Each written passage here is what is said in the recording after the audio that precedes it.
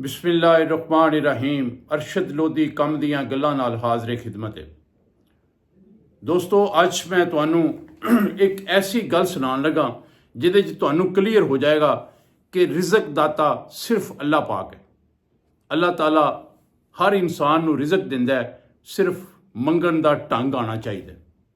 ऐसा ही एक वाकया मैं तुहानू अज सुनान वास्ते बैठा तो इंशाअल्लाह ताला सुनोगे, तुहाडा ईमान ताज़ा होएगा और तुहानू यकीन होएगा कि वाकई ही रिज़क अल्लाह पाक किस तरह ते कित्थों कित्थों अता करता है। दोस्तों, एक खरादिया सी, नाल उन्हें ढलाई का काम शुरू किया सी। उहदा कारोबार बिल्कुल जीरो हो गया क्योंकि वह गलत कारियां च पै गया सी। अपने कारोबार ते तवज्जो नहीं सी दिंदा, सोसाइटियां गलत कर लियां, नशा पानी करना शुरू हो गया तो उहदे कारोबार का बेड़ा गर्क हो गया। एक दिन उन्हें मेहमान आए, उन्हें सामने चाह वाले नूं चाह दे 2 कप के ते चाह वाले ने इनकार कर दिता। उन्हें कहा, जी तुहाडे वर्गे बंदियां नूं असीं चाह उधार नहीं दिंदे, पहले 500-700 रुपया तुसां देना है, वो नहीं दे रहे, अगों तुहानूं कित्थों चाह दे कप भेजीए। वो बड़ा मायूस होया, परेशान होया। उन्हें क्या अच्छा। अगले दिन सुबह उठिया, नहाया, नहा के गुसल वगैरह करके वज़ू करके वो अल्लाह की बारगाह च पेश होया, नमाज पढ़ी, दुआ की, रो रो के गिड़गड़ा के दुआ करदा है कि या परवरदिगार मेरे कारोबार का कोई सिलसिला बेहतर कर दे, मैं बहुत परेशान हाँ। मामला तो इन है कि हूँ तो दुकानदारा ने उधार देना भी बंद कर दिता है, रिज़क रोटी बंद हो गई है, तो कोई मेहरबानी करो, कोई मेरे रिज़क के दरवाजे खोल दो।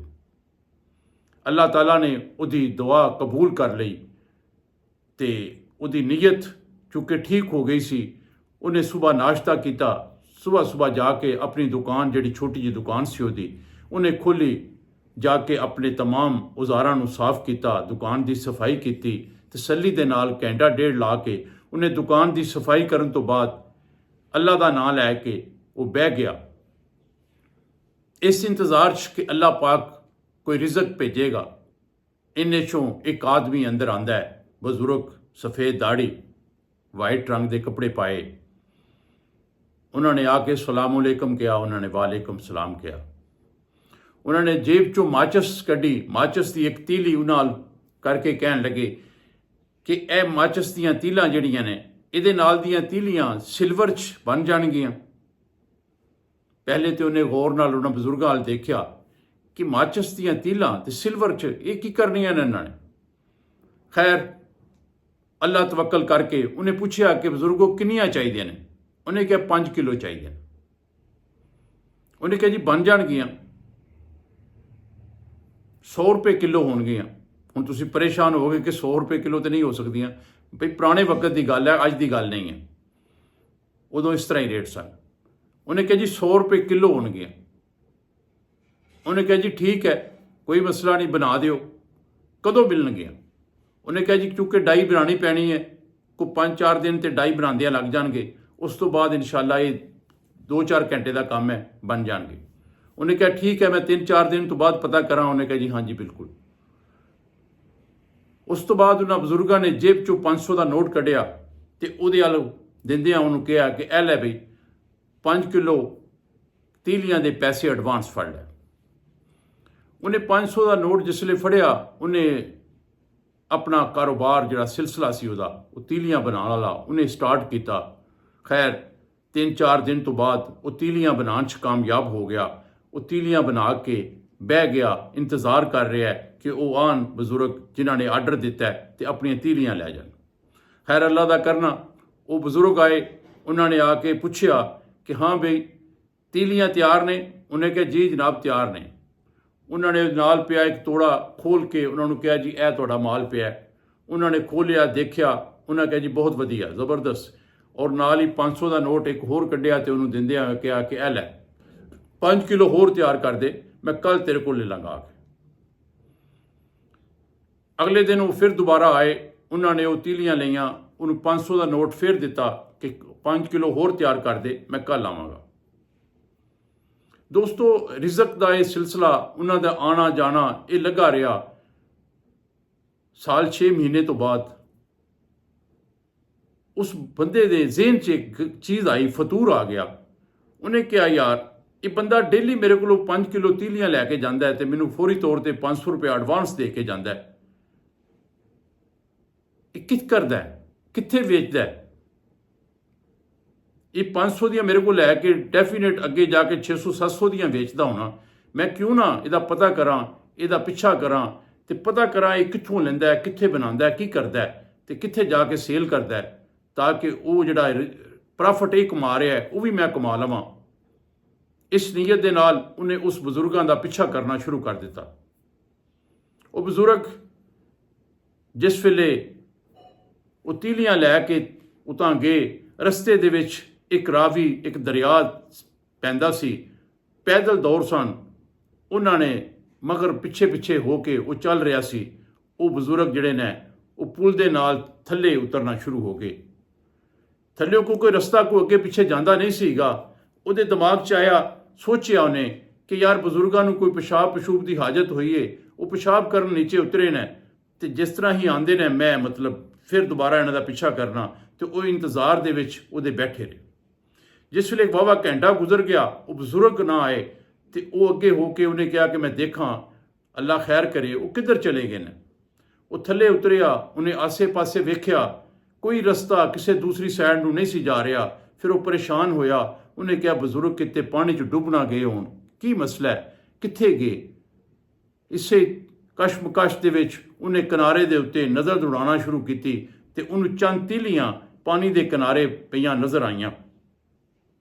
ਉਹਨੇ ਉਹ ਤੀਲੀਆਂ ਇਕੱਠੀਆਂ ਕੀਤੀਆਂ, ਉਸ ਪਾਣੀ ਦੇ ਵਿੱਚ ਹੱਥ ਮਾਰਿਆ ਤੇ ਉਹਨੇ ਦੇਖਿਆ ਕਿ ਬਹੁਤ ਸਾਰੀਆਂ ਤੀਲੀਆਂ ਉਸ ਪਾਣੀ ਦੇ ਵਿੱਚੋਂ ਉਹਨੂੰ ਬਰਾਮਦ ਹੋਣਾ ਸ਼ੁਰੂ ਹੋ ਗਈਆਂ। ਉਹ ਪਾਣੀ 'ਚ ਹੱਥ ਮਾਰਦਾ ਰਿਹਾ, ਉਹ ਕੱਢਦਾ ਰਿਹਾ। ਉਹਨੇ ਕਾਫੀ ਸਾਰੀਆਂ ਤੀਲੀਆਂ ਉੱਥੋਂ ਕੱਢੀਆਂ ਤੇ ਇਹ ਸੋਚ ਕੇ ਕਿ ਪਤਾ ਨਹੀਂ ਕੀ ਮਾਮਲਾ ਹੈ, ਅੱਲਾ ਜਾਣਦਾ ਹੈ, ਉਹਦੀ ਸਮਝ ਤੋਂ ਬਾਹਰ ਸੀ ਗੱਲ। ਖੈਰ ਉਹਨੇ ਉਹ ਤੀਲੀਆਂ ਚੁੱਕੀਆਂ, ਆਪਣੇ ਵਾਪਸ ਆ ਗਿਆ। ਆ ਕੇ ਦੁਕਾਨ ਤੇ ਉਹਨੇ ਉਹਦਾ ਵਜ਼ਨ ਕੀਤਾ ਤੇ ਉਹ ਤਕਰੀਬਨ 6 ਕਿਲੋ ਤੋਂ ਜ਼ਿਆਦਾ ਸਨ। ਹੁਣ ਉਹਦੀ ਪਰੇਸ਼ਾਨੀ ਮਜ਼ੀਦ ਵੱਧ ਗਈ ਕਿ ਯਾਰ ਉਹਨੇ ਤੇ ਮੇਰੇ ਕੋਲੋਂ 5 ਕਿਲੋ ਲਈਆਂ ਸਨ, ਇਹ ਤੇ 6 ਕਿਲੋ ਤੋਂ ਵੀ ਜ਼ਿਆਦਾ ਨੇ। ਅਗਰ ਉਹ ਇੱਥੇ ਰਾਵੀ 'ਚ ਡੁੱਬ ਗਿਆ, ਉਹਦੇ ਕੋਲੋਂ ਤੀਲੀਆਂ ਇੱਥੇ ਗਿਰ ਗਈਆਂ ਨੇ ਤੇ ਉਹ 5 ਕਿਲੋ ਹੁੰਦੀਆਂ, ਇਹ ਤੇ 6 ਕਿਲੋ ਤੋਂ ਵੀ ਜ਼ਿਆਦਾ ਨੇ, ਇਹਦੇ 'ਚ ਕੀ ਹਿਕਮਤ ਹੈ? ਉਹ ਬੜਾ ਪਰੇਸ਼ਾਨ। ਖੈਰ ਉਹਨੇ ਸੋਚਿਆ ਕਿ ਕੋਈ ਨਹੀਂ, ਕੱਲ੍ਹ ਉਹ ਬਜ਼ੁਰਗ ਆਉਣਗੇ, ਮੈਂ ਉਹਨਾਂ ਨੂੰ ਪੁੱਛਾਂਗਾ ਕਿ ਕੀ ਮਾਜਰਾ ਹੈ। ਲੇਕਿਨ ਉਹ ਬਜ਼ੁਰਗਾਂ ਨੇ ਕਦੋਂ ਆਉਣਾ ਸੀ?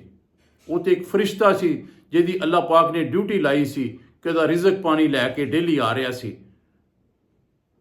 2-4-5 ਦਿਨ ਉਹਦਾ ਇੰਤਜ਼ਾਰ ਕੀਤਾ, ਉਹ ਨਾ ਆਏ। ਫਿਰ ਉਹਨੇ ਇੱਕ ਬਜ਼ੁਰਗ ਨਾਲ ਗੱਲ ਕੀਤੀ ਕਿ ਜਨਾਬ ਇਸ ਤਰ੍ਹਾਂ ਹੋਇਆ ਹੈ, ਕੀ ਮਾਜਰਾ ਹੈ? ਉਹ ਬਜ਼ੁਰਗ ਮੁਸਕਰਾਏ। ਉਹਨਾਂ ਨੇ ਕਿਹਾ, ਓਏ ਪਾਗਲਾ, ਤੂੰ ਆਪਣਾ ਰਿਜ਼ਕ ਜਿਹੜਾ ਹੈ ਉਹ ਖੁਦ ਹੀ ਖਵਾ ਦਿੱਤਾ ਹੈ। ਉਹ ਤੇ ਅੱਲਾਹ ਪਾਕ ਨੇ ਕਿਸੇ ਫਰਿਸ਼ਤੇ ਦੀ ਡਿਊਟੀ ਲਾਈ ਸੀ। ਉਹ ਆਂਦੇ ਸਨ, ਤੈਨੂੰ 500 ਰੁਪਇਆ ਦਿੰਦੇ ਸਨ, ਤੇਰੇ ਕੋਲ ਤੀਲੀਆਂ ਲੈਂਦੇ ਸਨ, ਚਲੇ ਜਾਂਦੇ ਸਨ। ਤੀਲੀਆਂ ਕਿਸੇ ਨੇ ਕੀ ਕਰਨੀਆਂ ਸਨ? ਉਹ ਜਾ ਕੇ ਰਾਵੀ ਦੇ ਵਿੱਚ ਸੁੱਟ ਦਿੰਦੇ ਸਨ, ਉਹ ਦਰਿਆ ਬੁਰਦ ਹੋ ਜਾਂਦੀਆਂ ਸਨ। ਤੇ ਤੂੰ ਆਪਣਾ ਰਿਜ਼ਕ ਇਹ ਸੋਚ ਕੇ ਹਮਾਕਤ ਕਰਕੇ ਖਰਾਬ ਕਰ ਲਿਆ ਕਿ ਤੈਨੂੰ ਇਹ ਹੋ ਗਿਆ ਕਿ ਇਹ ਬਜ਼ੁਰਗ ਜਾ ਕੇ ਜਿੱਥੇ ਵੇਚਦੇ ਨੇ ਮੈਂ ਉੱਥੇ ਜਾ ਕੇ ਡਾਇਰੈਕਟ ਵੇਚਾਂ, ਤਾਂ ਕਿ ਜਿਹੜਾ 150 ਇਹ ਕਮਾਉਂਦੇ ਨੇ ਮੈਂ ਉਹ ਵੀ ਕਮਾ ਲਵਾਂ। ਤੂੰ ਬੋਧੀ ਦੇ ਚੱਕਰ ਦੇ ਵਿੱਚ, ਲਾਲਚ ਦੇ ਵਿੱਚ ਆ ਕੇ ਆਪਣਾ ਰਿਜ਼ਕ ਖਰਾਬ ਕਰ ਲਿਆ। ਤੇ ਦੋਸਤੋ, ਗੱਲ ਕਰਨ ਦਾ ਮਕਸਦ ਜਿਹੜਾ ਮੇਰਾ ਸੀ ਉਹ ਇਹ ਹੈ ਕਿ ਲਾਲਚ ਬੁਰੀ ਬਲਾ ਹੈ। ਕਦੀ ਵੀ ਕਿਸੇ ਦੇ ਰਿਜ਼ਕ ਵੱਲ ਪਾਸੇ ਧਿਆਨ ਨਾ ਰੱਖਿਆ ਕਰੋ। ਇਹ ਨਾ ਸੋਚੋ ਕਿ ਤੁਹਾਡੇ ਕੋਲੋਂ ਚੀਜ਼ ਬਣਵਾ ਕੇ ਅਗਲਾ ਬੰਦਾ ਕਿੰਨੇ ਦੀ ਵੇਚ ਰਿਹਾ ਹੈ ਜਾਂ ਕੀ ਕਰ ਰਿਹਾ ਹੈ। ਸਿਰਫ ਇਹ ਦੇਖਿਆ ਕਰੋ ਕਿ ਜਿਹੜਾ ਕੰਮ ਤੁਸੀਂ ਕਰ ਰਹੇ ਹੋ ਅੱਲਾਹ ਤਾਲਾ ਤੁਹਾਨੂੰ ਉਹਦੇ 'ਚ ਰਿਜ਼ਕ ਦੇ ਰਿਹਾ ਹੈ ਤੇ ਸ਼ੁਕਰ ਅਲਹਮਦੁਲਿਲਾ ਕਰਿਆ ਕਰੋ। ਆਪਣੇ ਰਿਜ਼ਕ ਤੇ ਮੁਤਮਿਨ ਰਿਹਾ ਕਰੋ, ਕਿਉਂਕਿ ਸਿਆਣੇ ਕਹਿੰਦੇ ਨੇ ਕਿ ਵਕਤ ਸੇ ਪਹਿਲੇ ਨਹੀਂ, ਨਸੀਬ ਸੇ ਜ਼ਿਆਦਾ ਨਹੀਂ।